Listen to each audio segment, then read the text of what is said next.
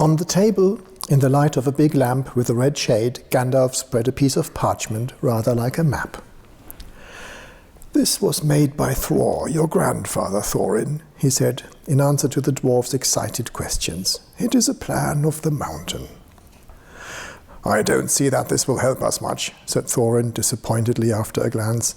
"I remember the mountain well enough and the lands about it, and I know where Mirkwood is and the withered heath where the great dragons bred." "There's a dragon marked in red on the mountain," said Balin, "but it will be easy enough to find him without that if we ever arrive there." "There is one point that you haven't noticed," said the wizard, "and that is the secret entrance. You see that rune on the west side and the hand pointing to it from the other runes? That marks a hidden passage of the lower to the lower halls. Look at the map at the beginning of this book and you will see where the runes in red.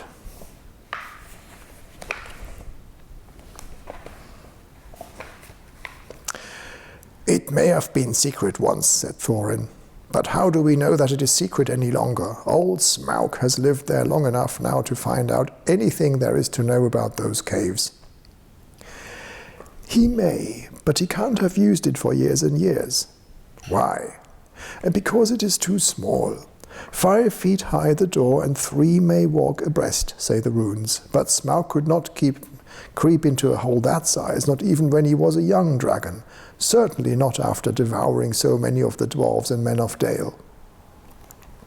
"It seems a great big hole to me," squeaked Bilbo, who had no experience of dragons and only of hobbit holes.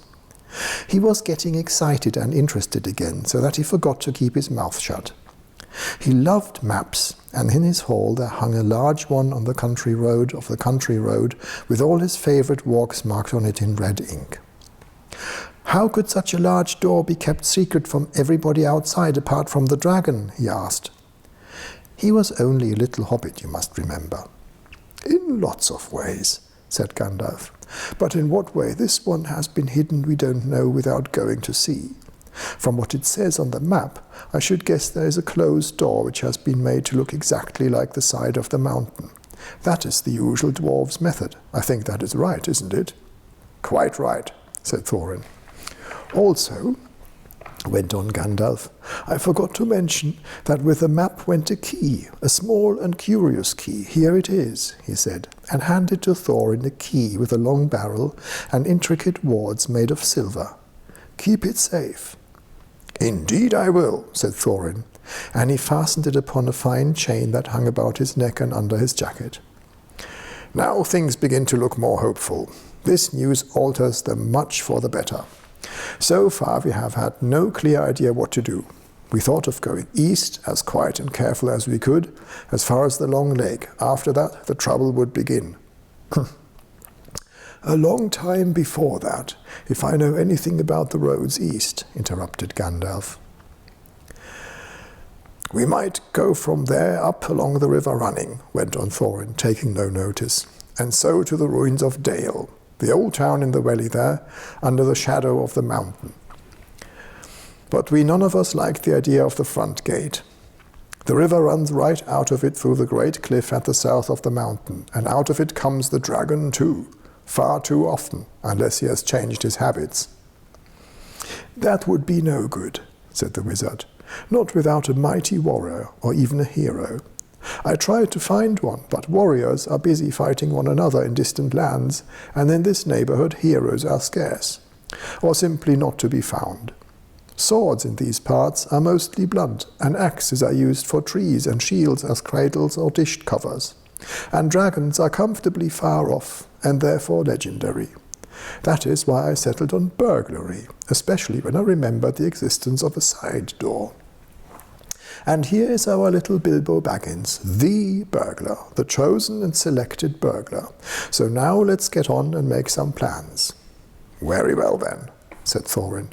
"Supposing the burglar expert gives us some ideas or suggestions." He turned with mock politeness to Bilbo. "First, I should like to know a bit more about things," said he, feeling all confused and a bit shaky inside, but so far still tookishly determined to go on with things. I mean about the gold and the dragon and all that, and how it got there, and who it belongs to, and so on and further." "Bless me," said Thorin, "haven't you got a map? And didn't you hear our song? And haven't we been talking about all this for hours?"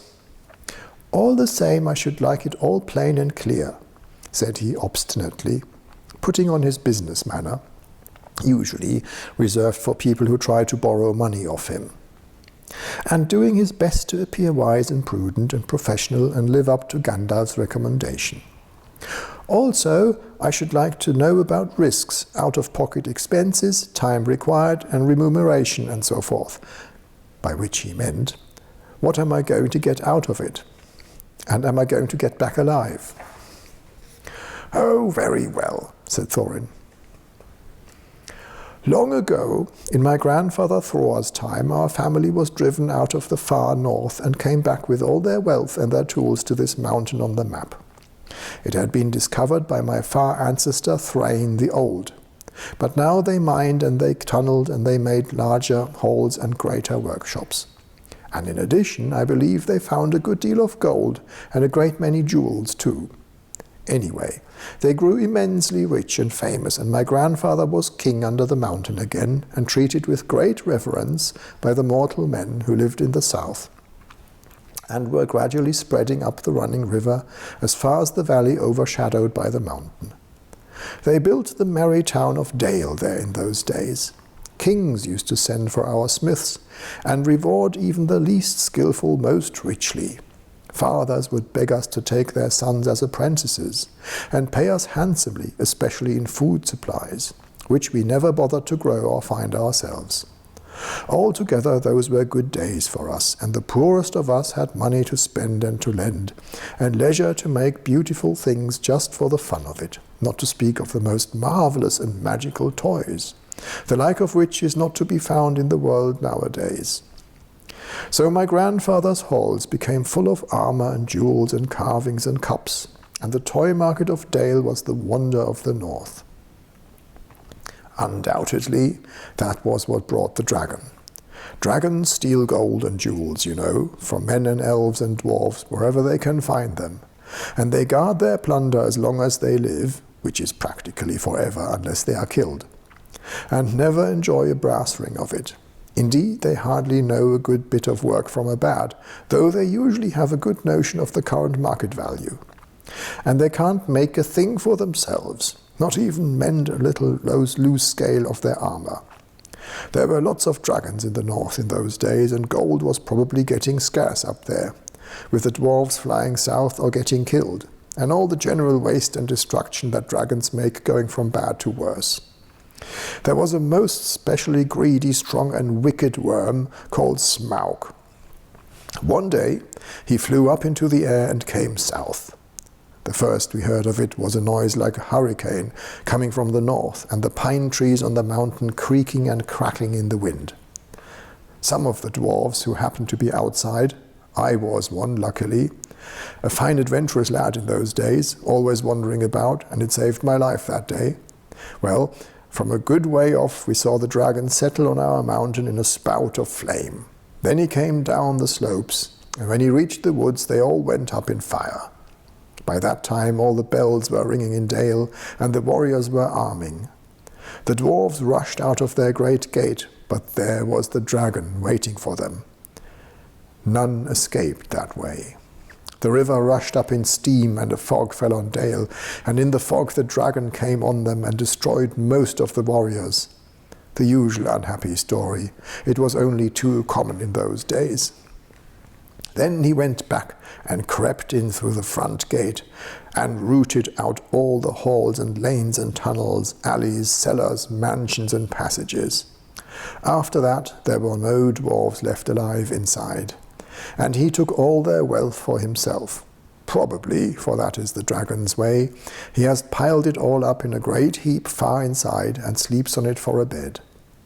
Later, he used to crawl out of the great gate and came by night to Dale, and carry away people, especially maidens, to eat, until Dale was ruined, and all the people dead or gone.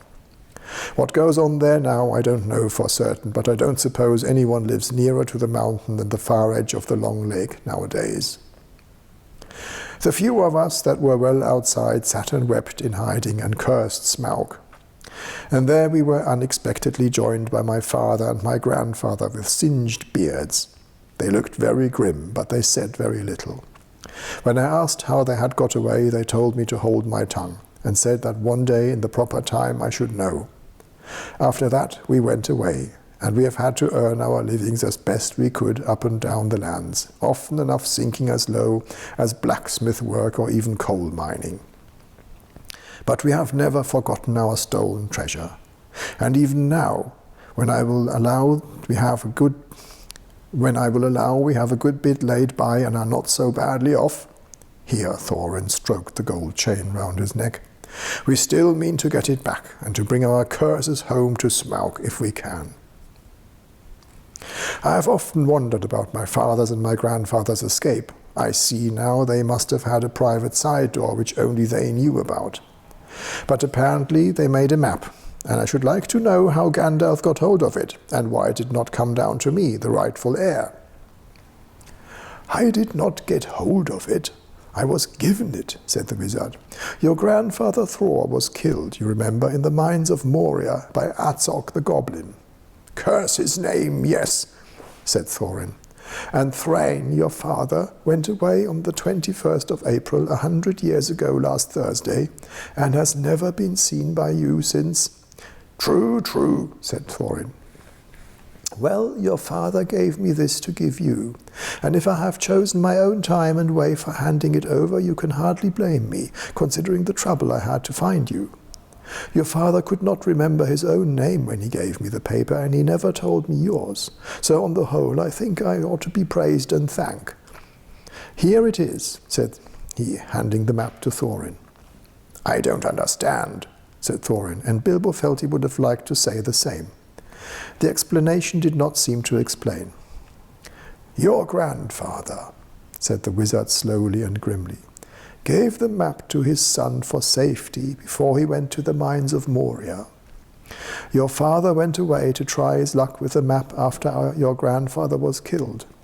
And lots of adventures of a most unpleasant sort he had, but he never got near the mountain. How he got there I don't know, but I found him a prisoner in the dungeons of the necromancer. Whatever were you doing there? Asked Thorin with a shudder, and all the dwarves shivered. Never you mind. I was finding things out, as usual, and a nasty, dangerous business it was. Even I, Gandalf, only just escaped.